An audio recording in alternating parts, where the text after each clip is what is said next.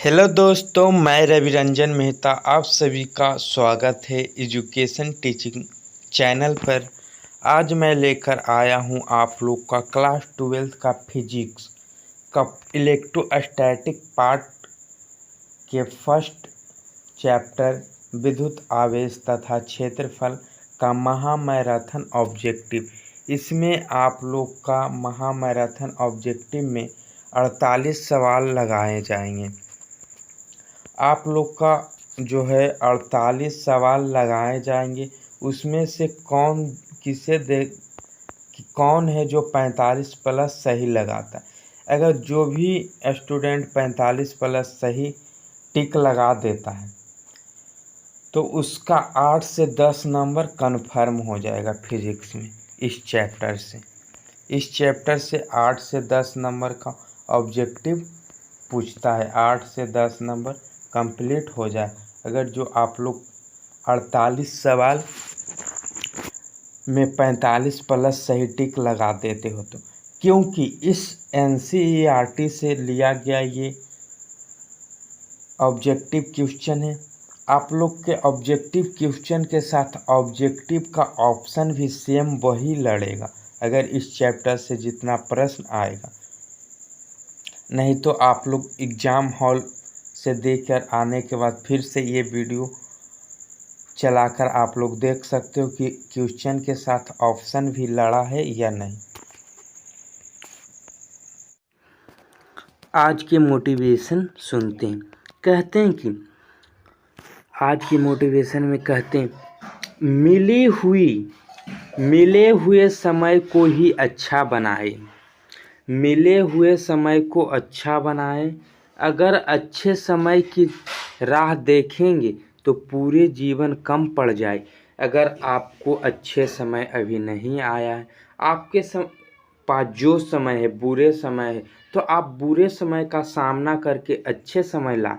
अगर आप अच्छे समय की राह देखेंगे तो आपका जो है अच्छे समय बहुत समय लग जाएगी, जिससे आपकी जीवन भी पार हो।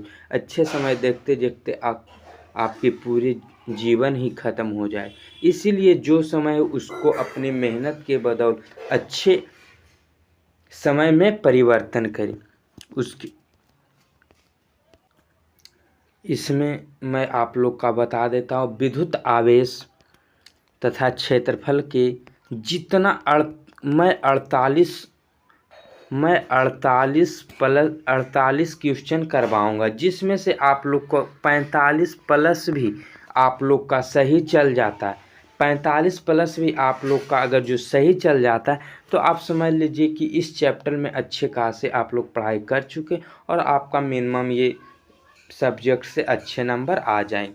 इस नंबर से कम 10 से 12 नंबर बोर्ड एग्ज़ाम में आते हैं। 10 से 12 नंबर अगर आप इस पूरे 48 क्वेश्चन पूरे रट लेते, क्योंकि ये NCERT का निकाला हुआ क्वेश्चन, अगर आपको ऐसा ही बोर्ड एग्ज़ाम में सेम टू सेम क्वेश्चन के साथ आप लोग का है जो ऑप्शन भी मिलेगा, तो आप लोग ध्यान से देखिएगा और आंसर बारीकी से आप लोग टिक लगाइएगा। कमेंट में बताते रहिएगा आंसर। तो मैं वीडियो को बिना लेट किए स्टार्ट कर देता हूँ। तो आप लोग के सबसे फर्स्ट क्वेश्चन है, हवा में ER का मान होता है। हवा में ER का मान होता है तो इसका मान होता है 1। उसके विद्युत क्षेत्र में एक आवेशित कण पर लगने वाला बल का मान होगा। तो क्या होगा, इसका आंसर होगा Q इंटू ई। Q इंटू ई, तो ऑप्शन नंबर हो जाएगा आप लोग का फर्स्ट Q इंटू ई। उसके बाद आप लोग देखिएगा तीसरा क्वेश्चन क्या कहता है, विद्युत फ्लक्स का SI मात्रक क्या होता है। विद्युत फ्लक्स का SI मात्रक क्या होता है। विद्युत फ्लक्स का SI मात्रक क्या होता है, तो आप लोग कमेंट में बताएं। विद्युत फ्लक्स का SI मात्रक होता है वोल्ट मीटर। तो वोल्ट मीटर आप लोग के ऑप्शन में है C, वोल्ट मीटर। उसके बाद आप लोग के सामने चौथा क्वेश्चन है।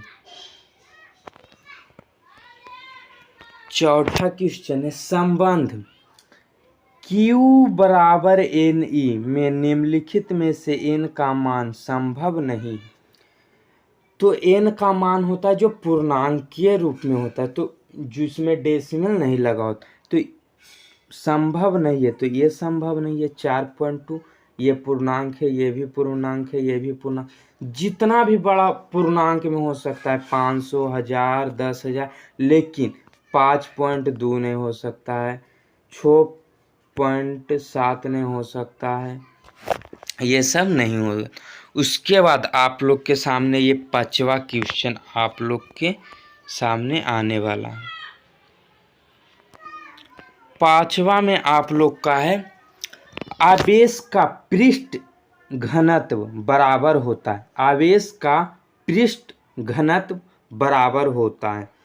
आवेश का पृष्ठ घनत्व बराबर होता है।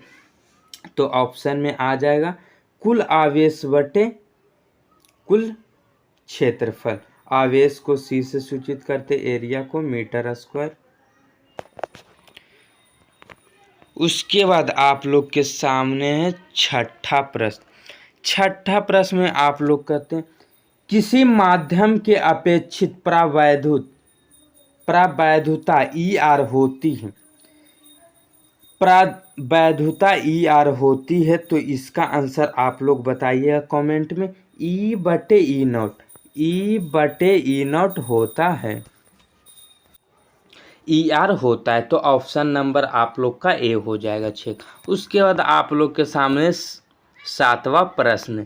7वां प्रश्न में आप लोग का ये क्वेश्चन कहता है पानी का प्रावैधुत स्थिरांक होता है। पानी का प्रावैधुत स्थिरांक होता है, तो पानी में आप लोग का 80 होता है, नॉन मेटल में 3.5 होता है।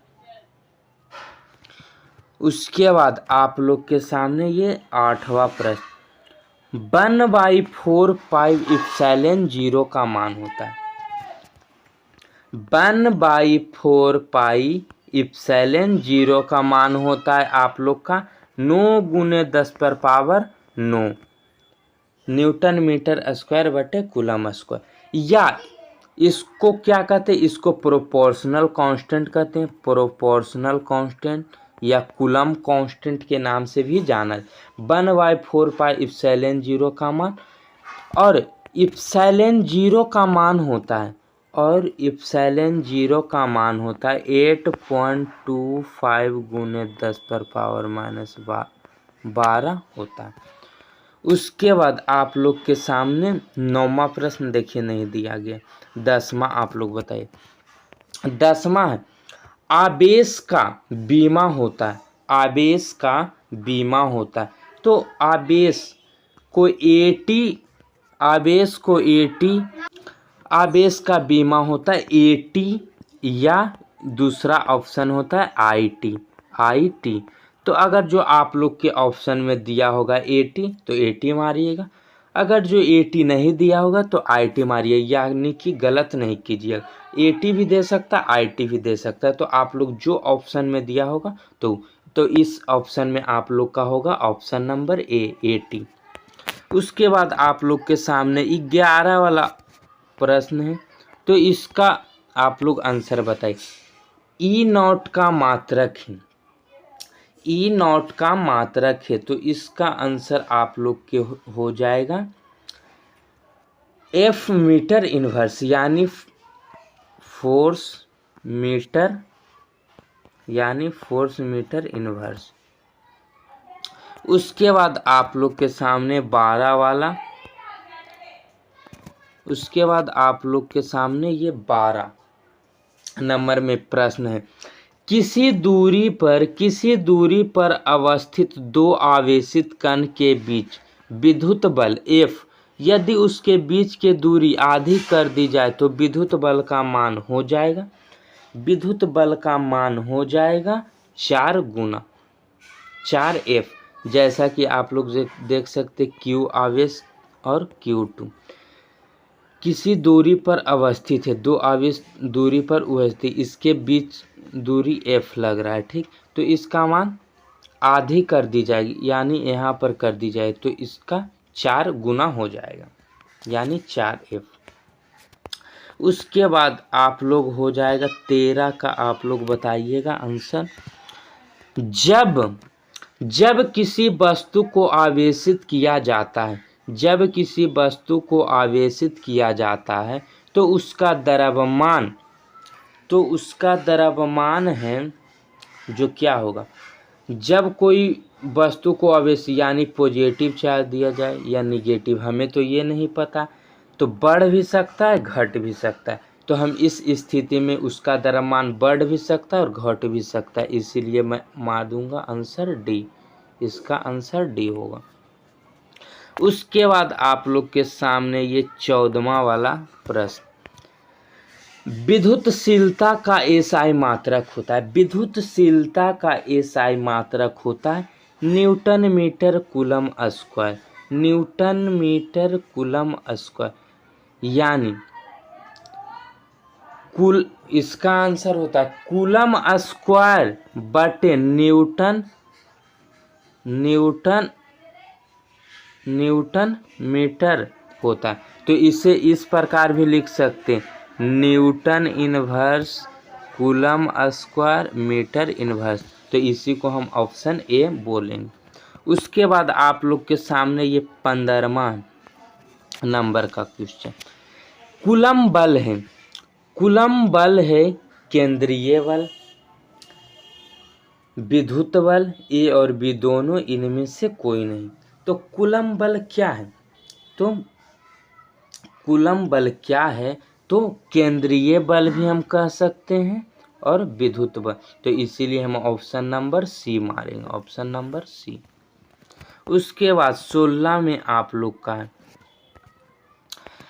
यदि समरूप विद्युत क्षेत्र x अक्ष की दिशा में विद्यमान है तो समविभव होगा, तो समविभव होगा तो बाई जेड तल में, मान चलती 3 गो एक्सिस है, इधर एक्स एक्सिस, फिर से बढ़िया से ग्राफ पाते हैं, 3 गो एक्सिस है, ठीक, एक्स एक्सिस, बाई एक्सिस और जेड एक्सिस, और कह रहा है एक्स की दिशा में, ये एक्स की दिशा में तो बाई और जेड होगा, बाई और जेड की दिशा में, तो ऑप्शन नंबर सी, 16 का आंसर सी हो जाएगा। उसके बाद आप लोग का है जो 17वां नंबर का प्रश्न, 17 में आप लोग का है विद्युत आवेश का क्वांटम ESU मात्रक, ESU का मतलब इलेक्ट्रोस्टैटिक यूनिट, ESU का फुल फॉर्म इलेक्ट्रोस्टैटिक यूनिट, तो इलेक्ट्रोस्टैटिक यूनिट का मान होता है क्या, 4.78 गुने 10⁻8, या इसका एक फॉर्म होता है 1/3 गुने 10⁻⁻9 होता है इसका मान, यानी कि इसका मान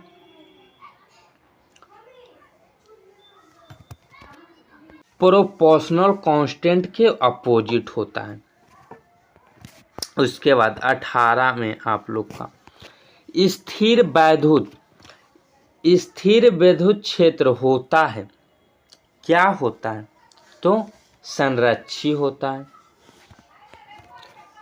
उसके बाद आप लोग के सामने ये 18 वाला 19 में 19 का क्वेश्चन, एक एकांकी चालक के लिए निम्न में से कौन अनुपात अचर है, यानी कांस्टेंट है, कौन मान कांस्टेंट है, तो इसका मान हो जाएगा कुल आवेश बटा विभव, कुल आवेश बटा विभव, इसका आंसर ए हो जाएगा। उसके बाद 20 में, उसके बाद 20 में हो जाएगा 20 का, एक कूलम आवेश बराबर होता है, एक कूलम आवेश बराबर होता है ESU में, इलेक्ट्रोस्टैटिक यूनिट में। तो इसका मान होता है 3 × 10⁻9, 3 × 10⁻9। और ESU से पूछेगा तो 1/3 × 10⁻−9। इसके बाद अगला देखते हैं क्वेश्चन 21 में क्या कहता है। तो 21 में आप लोग के सामने ये क्वेश्चन है, कहता है एक आवेशित चालक की सतह के किसी बिंदु पर विद्युतीय क्षेत्र की तीव्रता होती है। एक आवेशित चालक से सतह के किसी बिंदु पर विद्युत क्षेत्र की तीव्रता होती है। तो इसका आंसर हो जाएगा सतह के लंबवत होती, यानी सतह के परपेंडिकुलर होती। उसके बाद आप लोग के सामने 22वां नंबर कहता है यदि किसी खोखले गोले चालक को धन आवेशित किया जाए तो उसके भीतर का विभव क्या होगा। यदि किसी खोखले गोलीय चालक को धन आवेशित किया जाता, यानी पॉजिटिव धन आयन किया जाए, तो उसके भीतर का विभव समरूप होगा। तो धन आयन और समरूप होगा। तो इसका आंसर आप लोग के बी हो जाएगा। उसके बाद आपके सामने ये 23वां नंबर प्रश्न कहता है साबुन के एक बुलबुले को जब आवेशित किया जाता है तो उसका त्रिज्या बढ़ जाएगी, क्योंकि जब पानी में जब साबुन घोरी जाती है तो उसके बुलबुले के कारण उसका आवेश बढ़ जाता है, यानी पॉजिटिव आयन, तो इसीलिए बढ़ जाती है। उसके बाद 24 नंबर में आप लोग का प्रश्न है विद्युत द्विध्रुव आघूर्ण का SI मात्रक होता है। विद्युत द्विध्रुव आघूर्ण का SI मात्रक होता है तो कूलम्ब मीटर होता है, कूलम्ब मीटर। तो आप लोग का आंसर यहाँ पर देख सकते हैं आप लोग कूलम्ब बटा मीटर भी दिया रहेगा, तो इसे नहीं मारना है, कूलम्ब मीटर होता है तो कूलम्ब मीटर।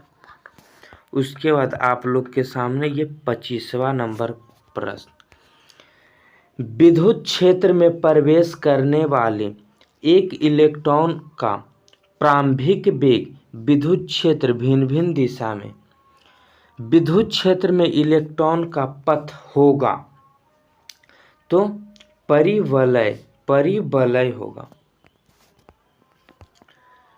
उसके बाद आप लोग के सामने 26 नंबर का प्रश्न कहता है E0 की बीमा, E0 के डायमेंशन पूछ रहा है। E0 के डायमेंशन क्या होता है। तो E0 के डायमेंशन होता है AT/m,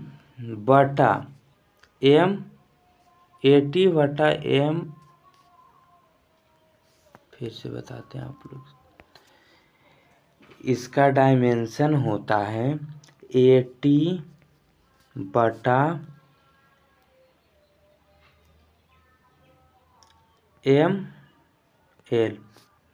तो इसे ऊपर करेंगे तो m इनवर्स l इनवर्स और t पर पावर 4 होता है और a पर पावर 2 होता है। तो इसे ऊपर में रहेगा तो a पर पावर 2 और t पर पावर 4 ही होगा। तो ऑप्शन नंबर बी आप लोग के 26 का ऑप्शन बी। उसके बाद आप लोग के सामने 27वां नंबर प्रश्न एक स्थिर आवेश उत्पन्न करता है। एक स्थिर आवेश उत्पन्न करता है। जब आवेश स्थिर रहे तो केवल विद्युत क्षेत्र उत्पन्न करेगा। Option number A. उसके बाद 28वां प्रश्न मुफ्त आकाश यानी फ्री स्पेस की प्रवैधुता होती है। तो इसका क्या हो जाएगा 28 के आप लोग के 8.85 गुने 10⁻12 फोर्स मीटर इनवर्स, यानी इसका E0 का मान पूछ रहा है। तो इसका हम आगे ही बता चुके थे, 8.85 गुने 10⁻⁻12 होता है। उसके बाद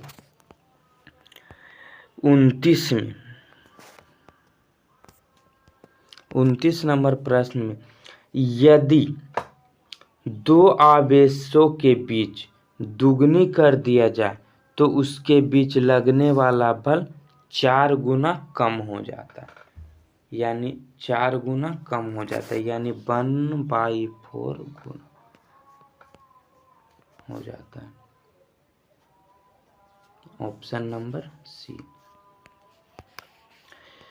30 में आप लोग का क्या कहता है, ई वेक्टर तीव्रता के विद्युत क्षेत्र में P द्विध्रुव आघूर्ण वाले विद्युत द्विध्रुव पर लगने वाले बल आघूर्ण है।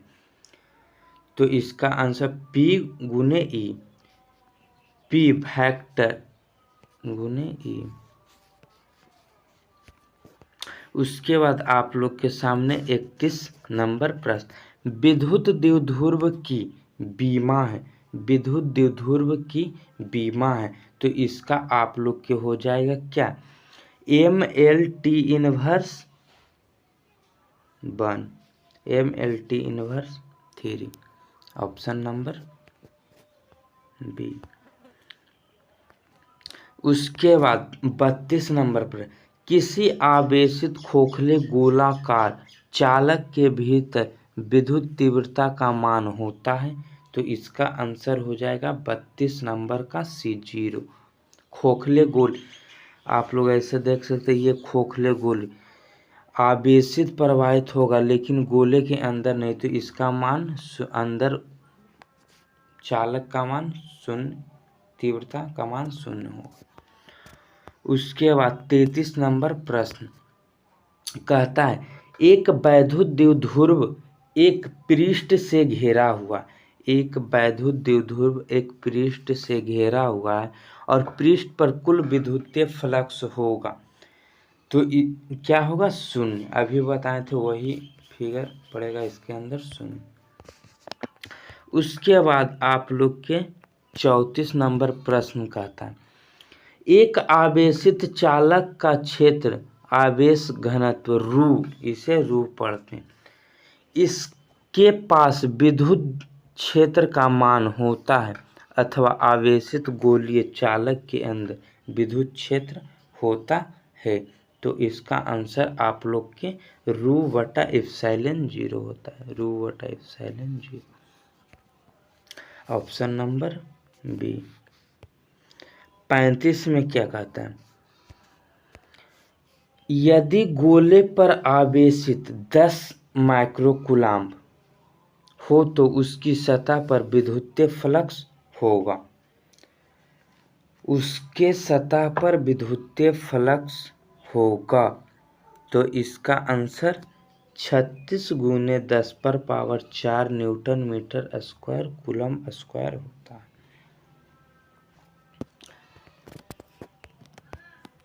36 नंबर प्रश्न,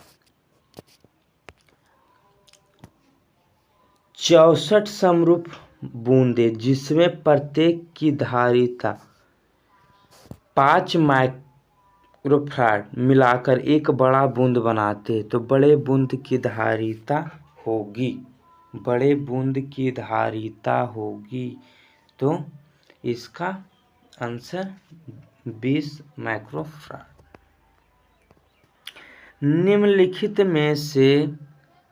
निम्नलिखित में से किस राशि का मात्रक वोल्ट मीटर होता है। तो वोल्ट मीटर किसका एसआई मात्रक होता है, तो आप लोग कमेंट में जल्दी बताएं। विद्युत क्षेत्र का,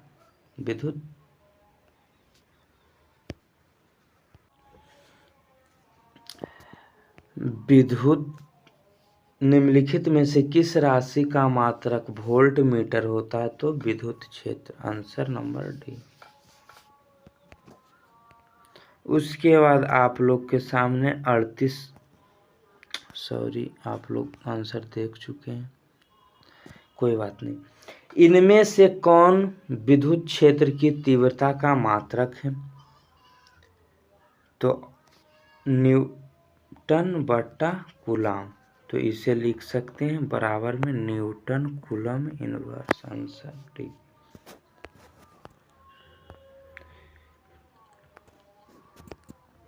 उसके बाद 39 में किसी चालक की विद्युत धारिता का व्यंजक है।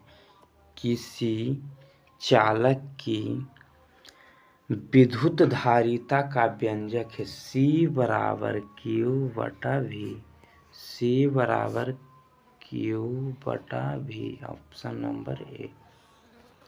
उसके बाद आप लोग के सामने 40 नंबर प्रश्न आता है। 40 में कहता है किसी विद्युत क्षेत्र में चालक को रखने पर उसके अंदर विद्युत क्षेत्र का मान शून्य होता है। किसी विद्युत क्षेत्र में चालक को रखने पर उसके अंदर विद्युत क्षेत्र का मान शून्य होगा। 41 नंबर प्रश्न कहता है किसी वस्तु का प्रवैद्युत स्थिरांक हमेशा अधिक होता। किसी वस्तु का प्रवैद्युत स्थिरांक हमेशा अधिक होता है, तो ऑप्शन नंबर 1 से अधिक होता है। उसके बाद 42 में आपका प्रश्न कहता है किसी संधारिता की धारिता का मात्रक, यानी संधारिता कैपेसिटर का मात्रक होता है, तो ऑप्शन आप लोग का हो जाए फराडे होता है, ए फराडे, ऑप्शन नंबर सी। उसके बाद आप लोग के सामने 43वां नंबर प्रश्न कहता है आवेशित खोखले गोलाकार चालक के केंद्र पर विद्युत क्षेत्र शून्य होता है, विभव नहीं, विभव शून्य नहीं होता लेकिन विद्युत क्षेत्र शून्य होता है।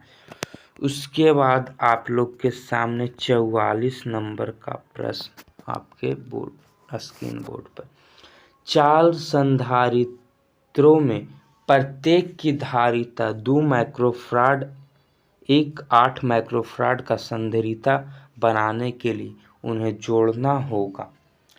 तो क्या चीज में जोड़ना होगा? समांतर क्रम में जोड़ने के लिए समांतर क्रम में जोड़ना होगा। आंसर बी आपका होगा समांतर क्रम में।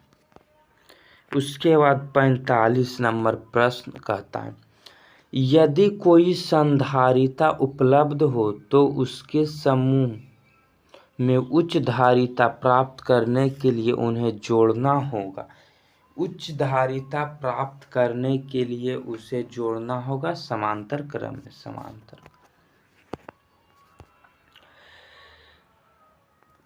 उसके बाद 46 नंबर प्रश्न आवेश वितरण से ऊर्जा का ह्रास होता है, यानी आवेश बढ़ने से ऊर्जा का खपत होता है, यानी ह्रास होता है, और नंबर ए।